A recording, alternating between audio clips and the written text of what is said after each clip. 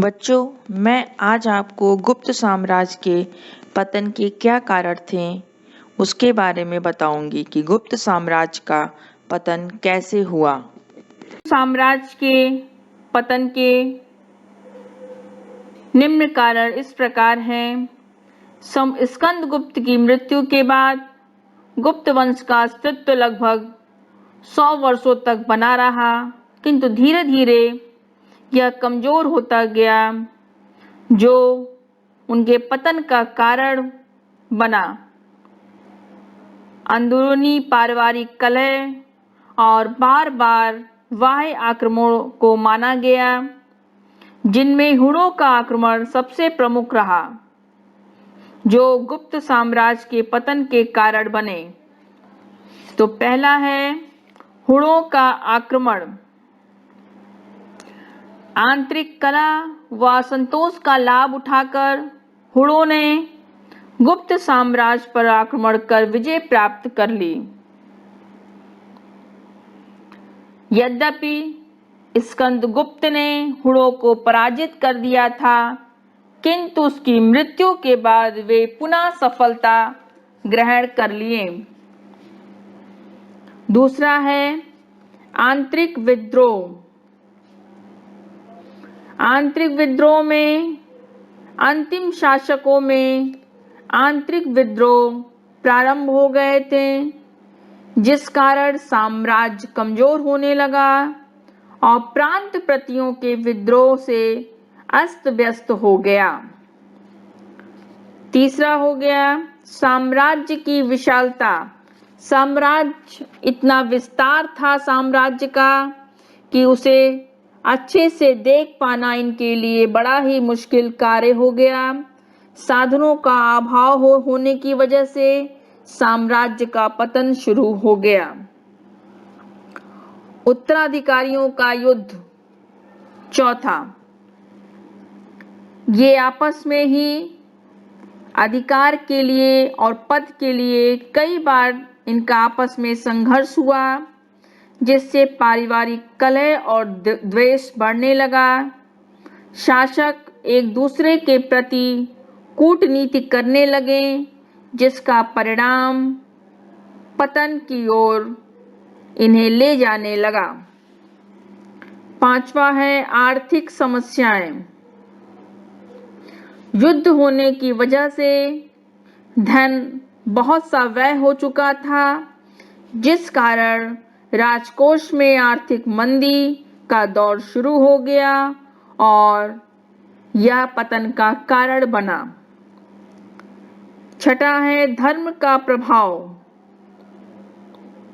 गुप्त शासक ब्राह्मण धर्म के अनुयायी थे। वे सामरिक प्रवृत्ति के थे, किंतु उत्तर गुप्तकालीन शासक बौद्ध धर्म के मानने वाले थे, जिस कारण सामरिक प्रवृत्तियों के शासक कमजोर पड़ने लगे और उनका पतन होने लगा।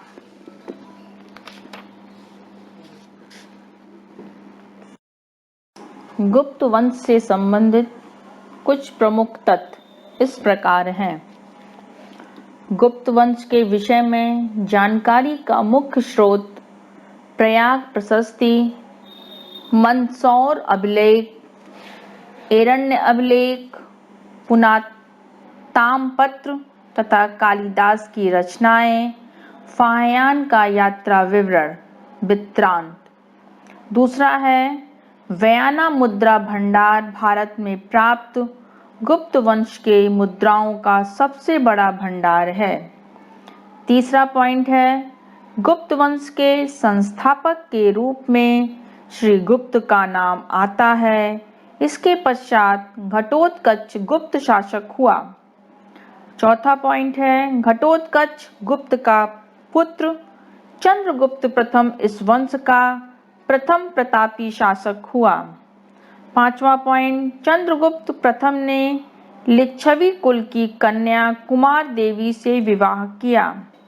छठा पॉइंट चंद्रगुप्त प्रथम ने 319 से 20 ईस्वी में गुप्त संवत चलाया। सातवां पॉइंट चंद्रगुप्त के बाद उसका प्रतापी पुत्र समुद्रगुप्त वंश की समुद्रगुप्त गुप्त वंश की गद्दी पर बैठा। समुद्रगुप्त के विषय में उसके प्रयाग प्रशस्ति से मिलती है, जिसका लेखक हरिश्रेष्ठ था। यह चंबू शैली का सर्वश्रेष्ठ उदाहरण है।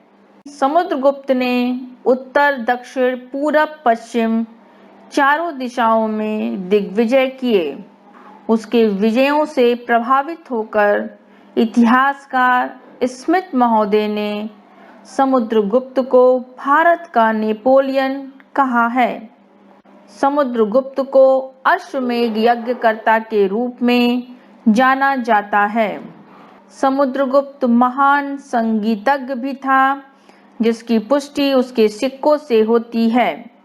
समुद्रगुप्त के बाद संभवतः रामगुप्त नाम का एक अयोग्य शासक हुआ, जिसकी पत्नी का नाम ध्रुव देवी था। समुद्रगुप्त के छोटे पुत्र चंद्रगुप्त द्वितीय विक्रमादित्य 380 ईसा पूर्व में गुप्त वंश की गद्दी पर बैठा। चंद्रगुप्त द्वितीय के समय गुप्त काल अपने चरमोत्कर्ष पर था।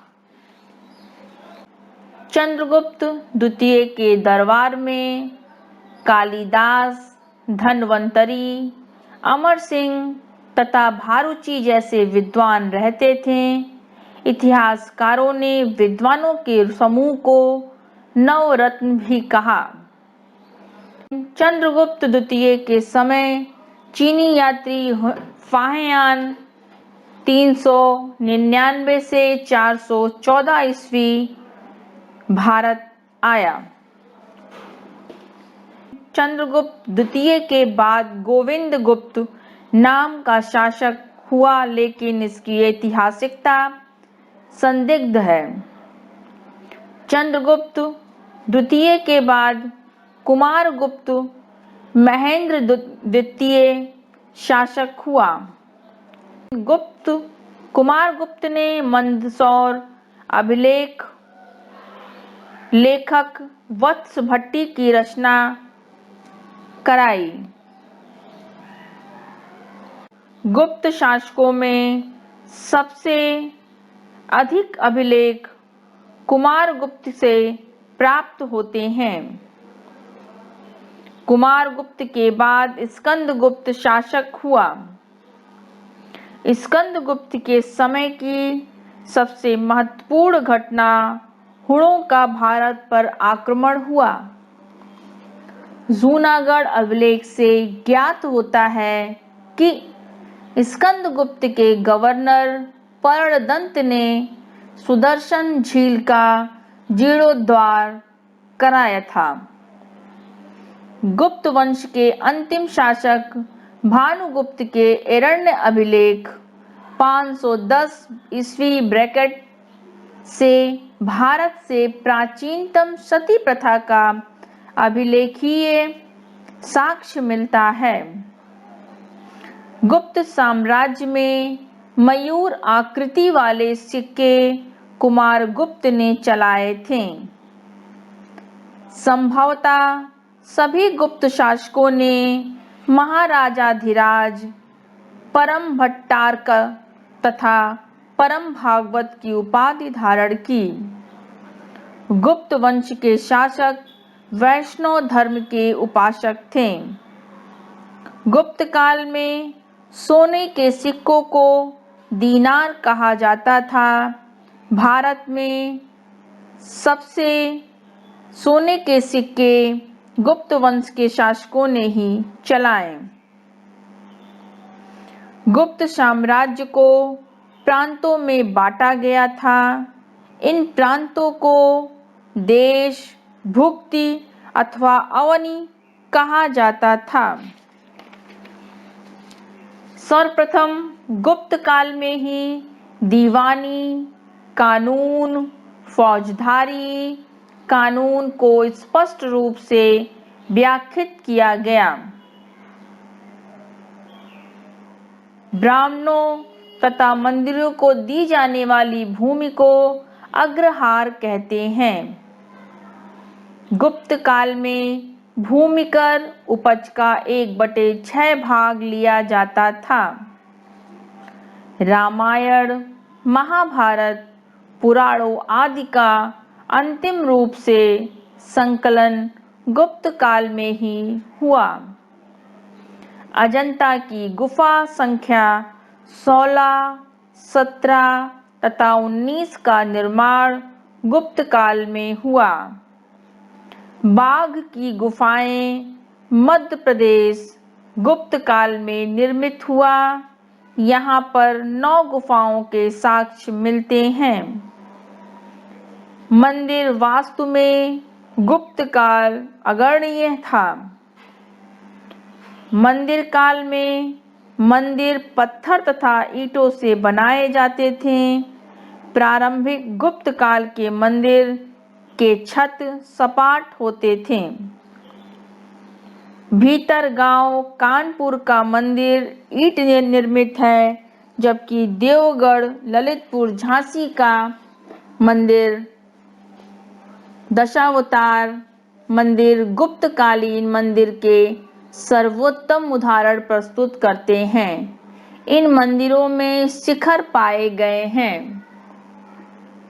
इस प्रकार विद्वानों ने कला, साहित्य तथा राजनैतिक दृष्टि से स्वर्णिम काल कहा जाता है।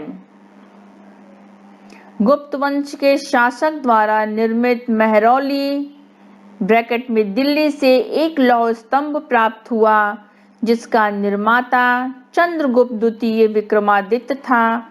आज तक इस स्तंभ में जंग नहीं लगी है, इसलिए इसका महत्व है।